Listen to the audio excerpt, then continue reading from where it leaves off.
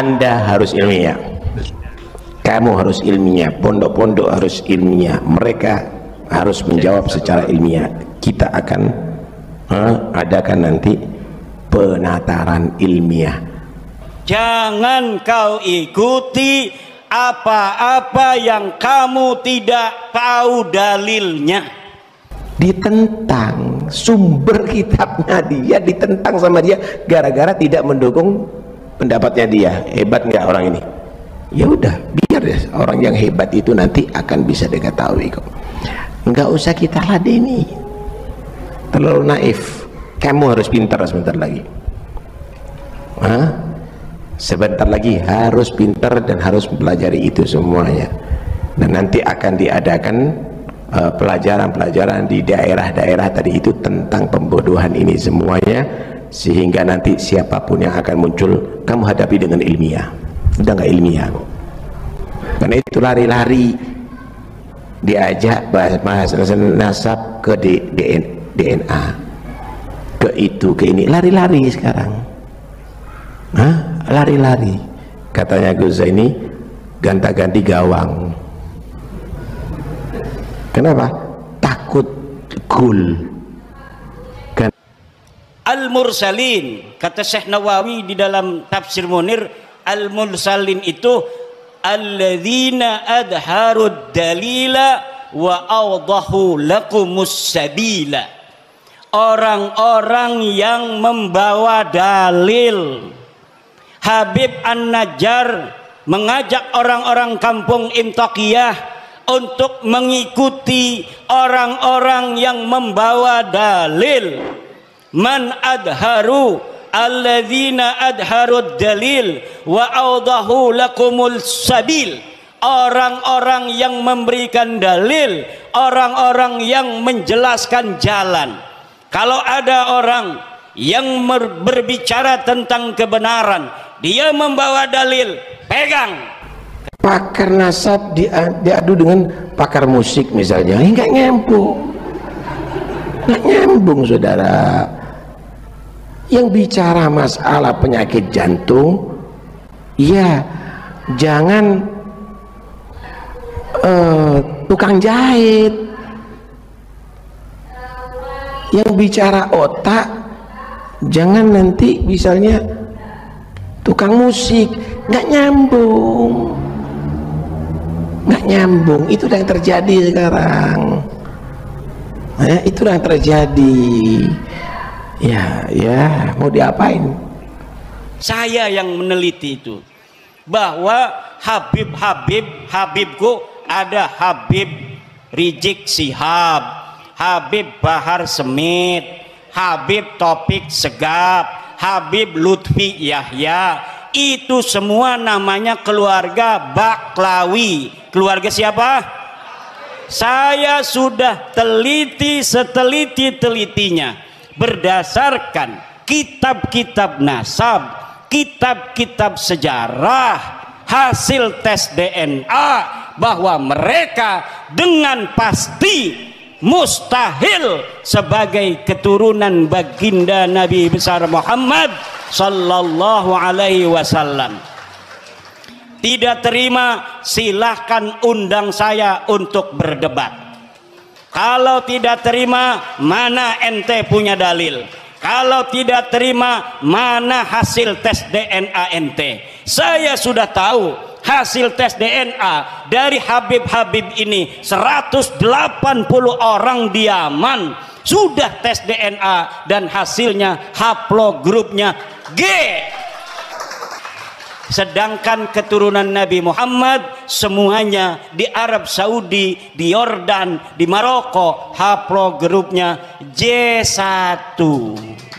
Kalau ada orang yang mengaku keturunan baginda Nabi besar Muhammad hari ini dari jalur laki-laki semua sampai baginda Nabi sampai Sayyidina Husain, maka haplogrupnya harus J1. Sedangkan keluarga Habib Rizik, keluarga Habib Bahar, keluarga Habib Topik Segap, keluarga Habib Lutfi bin Yahya semuanya sudah tes DNA dan bukan keturunan baginda Nabi besar Muhammad sallallahu alaihi wasallam. Saya tanya sekarang, Habib itu keturunan Nabi apa bukan? Keturunan Nabi apa bukan? Habib Rizik turunan Nabi bukan? Habib Bahar turunan Nabi bukan? Habib Lutfi bin Yahya turunan Nabi apa bukan? Habib Taufik Segaf turunan Nabi apa bukan? Orang Purbalingga sudah bersaksi bahwa mereka bukan keturunan baginda Nabi besar Muhammad. Medsos kok semuanya bisa berbicara, tapi Anda harus ilmiah, kamu harus ilmiah, pondok-pondok harus ilmiah, mereka harus menjawab secara ilmiah. Kita akan adakan nanti penataran ilmiah di dalam membahas pembodohan dan kebodohan ini semuanya. Udah tetap aja dalam jalur salaf yang ada ini semuanya. Udahlah, ente ini sudah dikawal dengan ulama-ulama besar kok. Ada apa kok mau tertarik dengan celotehan-celotehan murahan itu? Nggak perlu. Nah, kita bahas tadi indah semuanya. Ini gara-gara ada urusan gini lagi, ruwet lagi ini. Ini semuanya nggak ada nilai semuanya. Ini bukan ilmiah. Nggak usah dipermasalahkan, nggak usah dibingkun. Ojo didelok, ojo dirungokno. Paham ya? Ojo didelok, ojo dirungokno. Wis, mari selesai. Penggunaan DNA, tes DNA di dalam urusan nasab itu harus betul-betul hati-hati dan sirriyah, rahasia, bukan untuk diungkap ke publik. Kenapa? Walidzalika, karena itu kata beliau, la budda an tuqaddama an-nusus wal qawaid syariah 'ala al-basmah wirasiyah. Wajib mengedepankan nas dan kaidah-kaidah syariat daripada tes DNA. Jadi kalau ada menurut nas, menurut catatan udah jelas, nggak usah bicara DNA lagi, udah jelas saudara. Bahkan saya dengar tadi dari Kiai Ali Badri, katanya family tree-nya sendiri mengatakan kalau hasil ini bertentangan dengan catatan, ikutilah catatan keluarga Anda. Itu ada ternyata tadi saya dengar dari beliau katanya. Yang ketiga, ini penting nih, yang lagi rame, la yajuzu syar'an al-i'timad al-basmah wirasiyah fi nafyi nasab. Tidak boleh secara syariat ya berpatokan kepada basmah wirasiyah tes DNA untuk menafikan nasab, nggak boleh. Haram secara syariat, haram secara syariat, haram secara syariat. Penetapan nasab dengan DNA. Ketahuilah bahwa Islam sangat jelas. Di dalam menetapkan nasab ada ilmunya. DNA tidak masuk dalam hal ini. Dan justru bahaya sekali kalau sudah orang masuk pembahasan-bahasan seperti ini. Urusan nasab yang dihubungkan dengan urusan DNA. DNA baru berguna nanti adalah misalnya untuk masalah kejahatan, untuk mencari atau untuk mengetahui tentang bukan urusan nasab. Kalau nasab sudah ada di dalam Islam, hati-hati, bahaya sekali nanti. Sebab kalau DNA itu nggak kenal akad nikah, biarpun nggak nikah, DNA bisa saja nyambung, nggak ada pernikahan. Sementara di dalam Islam ada namanya pernikahan yang sah. Jadi untuk dianggap ini keturunannya siapa adalah dengan pernikahan yang sah. Makanya menentukan nasab adalah dengan istifadhah. Misalnya di kampung itu sudah didengar bahwasanya si A anaknya si B, sudah. Jangan banyak tanya. Wakil soal khabaib ya. Iya dijawab kan mas. Tapi ini kata jauh yang takoi banyak. Kau yang kanannya yang kolam tak jawab tuh masalah khabaib. Baiklah. Ditakoi ya kudu jawab. Prof, lapo.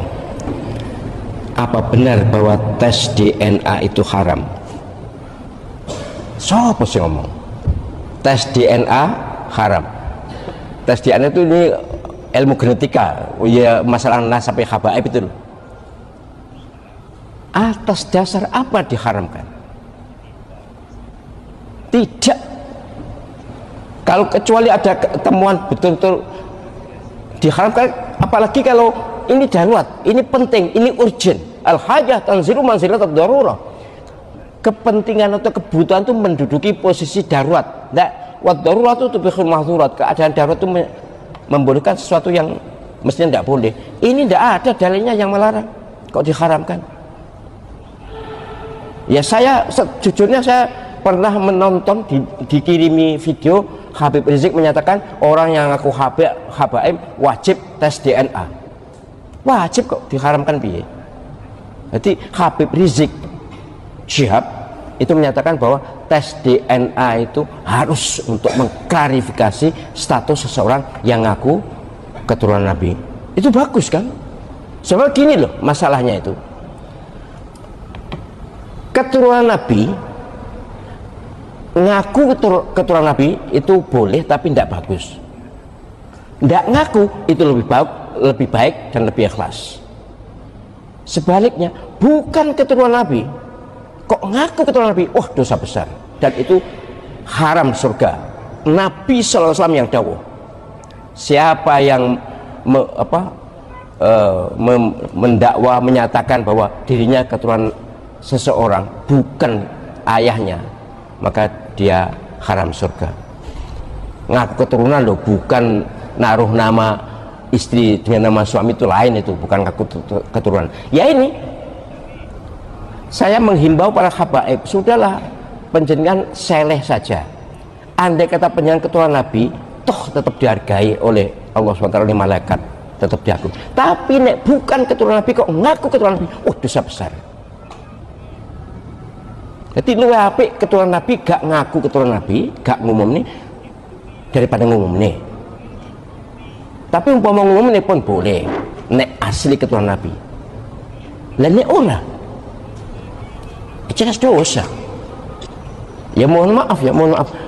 Kenapa sih ngotot-ngotot diakoni keturunan Nabi? Kenapa? Wahai para orang yang ngaku keturunan Nabi, kenapa? Kenapa kalian ngotot ingin diakui keturunan Nabi? Kenapa? Andai kata benar penjelasan keturunan Nabi, lebih bagus diam, lebih bagus sembunyi, tidak usah ditunjukkan, supaya tidak riak, supaya tidak mengganggu akidah, nggak mengganggu akhlak, tidak mengganggu pikiran, tidak mengganggu hati kita.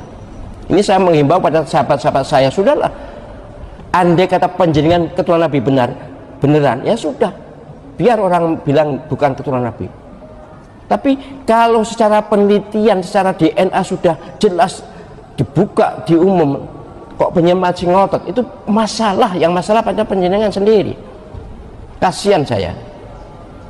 Mereka adalah sahabat-sahabat saya, tetap sahabat saya, walaupun bukan keturunan Nabi, tetap sahabat saya dan baik saya dengan beliau-beliau itu. Perkara sing kelakuannya gak cocok karo tuntunan Nabi, itu urusan pribadi, tapi yang jelas kita ini menghormati pada semuanya. Ini bener saya imbau, muka-muka maring ini gak ono sing takon masalah Habib bener. Saya juga ono sungkane, sahabat Habib saya banyak ya. Banyak yang akrab dengan saya itu banyak. Tapi ya itulah. Kok iso sih ngotot jadi diakoni keturunan Nabi, kok iso? Saya ingin penjenengan sembunyi aja lah. Ndak usah ngaku keturunan Nabi. Sudah, nanti urusan di akhirat. Tenan pora. Sebab kalau penjenengan bukan keturunan Nabi, ngaku keturunan Nabi, itu masalah besar. Apalagi DNA sudah jelas haplogrup ya, haplogrupnya jelas. Ini yang tes DNA orang luar, orang Indonesia ada beberapa sama ya. Haplogrupnya G, dan itu bukan Arab dan bukan Hashim, apalagi Bani Hashim, bukan, itu dari Kaukasus. Ya nek dibongkar izin, tapi ya sudah lah, pokoknya jelas bukan J. J1 itu Nabi atau Bani Hashim ya, J1 itu Bani Hashim. Nah ini tidak ada yang tes itu, yang J1 itu tidak ada, sak dunia itu 180 wong itu tidak ada. Tapi itu masuk cek ngotot aja, malah diharamkan malah yang di DNA ini. Wah aneh. Sing ngaramkan siapa Mas? Hanif tuh mantune Gus, mantune. Duh, lagi berarti orang tua kalau mantune gak padha Mas? Astagfirullah. Oh janganlah. Sampai mantu ya kudu nyadar, jangan menentang orang tua, atau orang tua minta maaf pada umat, enggak apa-apa. Tapi sekali lagi, kehormatan panjenengan dan penghormatan kita pada panjenengan bukan soal keturunan Nabi, itu bukan. Apalagi kalau sudah dinyatakan berdasarkan banyak disiplin ilmu sejarah, ilmu apa namanya itu filologi, kemudian ilmu genetika, tidak terus ngotot malah jatuh. Ini laku kasus bolak-balik loh. Saya sungguh sangat menyesalkan juga sikap PBNU itu, sangat menyesalkan. Kenapa seperti itu? Tapi oke lah, itu hak mereka sebagai pengurus, silakan aja. Tapi mestinya hal-hal yang terkait dengan keilmuan itu biar menggelinding, biar didiskusikan di masyarakat. Mestinya harus berani dialog terbuka itu, yang pro maupun yang kontra. Ilmiah soalnya. Saya sebagai orang akademik dan saya bertahun-tahun mengajar metodologi penelitian hukum Islam di S3. Sudah berapa tahun. Saya nyadar betul bahwa memang masalah nasab ini perlu diteliti secara ilmiah jika dipersoalkan, dan sudah ada produk ilmiahnya, sudah ada. Kenapa lalu dimasalahkan? Pakai baik sangka lagi, pakai apa? Syuhra wal istifadah. Kalau tidak diperselisihkan, oke, tidak apa-apa. Zaman dulu memang tidak diperselisihkan. Mbah Hasyim atau Mbah Nawawi Banten dan lain-lain sebagai ulama, iya, tapi bukan ahli nasab mereka. Tapi mereka karena tidak ada yang mempermasalahkan, maka bisa digunakan syuhrah wal istifadah, pengakuan secara umum. Tapi kalau ada yang mempermasalahkan dan bisa menunjukkan bukti, lalu apa untungnya? Tetap ngotot ngaku keturunan Nabi itu, apa tidak takut dengan risiko? Nanti baca surat Al-Ahzab ayat 2 dan seterusnya itu, betapa Allah SWT murka kepada orang yang menasabkan bukan keturunannya. Menasabkan loh, mohon dibedakan antara penjenengan istri kemudian namanya ditambahkan suami. Misalnya Mas Khalid, istrinya apa, siapa jenis Mas? Iva Khalid. Wah, lo ceramah, oh itu dosa, itu haram, bau surga, ngaji ya sekali. Itu kan bukan menasabkan, itu mengakui sebagai suami, bukan menasabkan. Ya memang afdolnya dengan orang tuanya, tapi kan supaya suami merasa dihargai, ya oke, tidak ada masalah itu. Yang dilarang oleh Allah SWT itu mengalihkan nasab. Misalnya yang di surat Al-Ahzab itu Zaid bin Muhammad, padahal jelas bukan bin Muhammad tapi bin Harithah kan. Itu yang dilarang, dan itu bisa diambil, dipetik sebagai pelajaran untuk para siapapun yang ngaku keturunan Nabi, supaya orang-orang ini segera menyadari bahwa masalah nasab ini sesungguhnya tidak ada pentingnya untuk diperdebatkan. Dan apalagi ngaku-ngaku nasab Nabi SAW tapi kelakuan tidak sama sekali mencerminkan apa tuntunan Nabi, kan malah bahaya itu. Doang banget masalah nasab. Nah, bagaimana respon dari teman-teman setelah video yang barusan saya tampilkan? Bisa ditulis di kolom komentar teman-teman ya. Jadi untuk tanggapan saya pribadi pada video barusan tersebut, menurut saya kalaulah para Habib ini memang asli dzurriyyah Rasulullah SAW, pastinya itu sangat gampang sekali cara untuk membuktikannya. Tapi nyatanya sampai sekarang tesis Kiai Haji Imaduddin masih belum ada yang mengalahkan seperti itu. Dari tes DNA sendiri mereka G, sedangkan cucu Nabi itu J teman-teman ya. Jadi ya seperti itulah, bisa kalian tanggapi sendiri. Sekian dari saya. Assalamualaikum warahmatullahi wabarakatuh.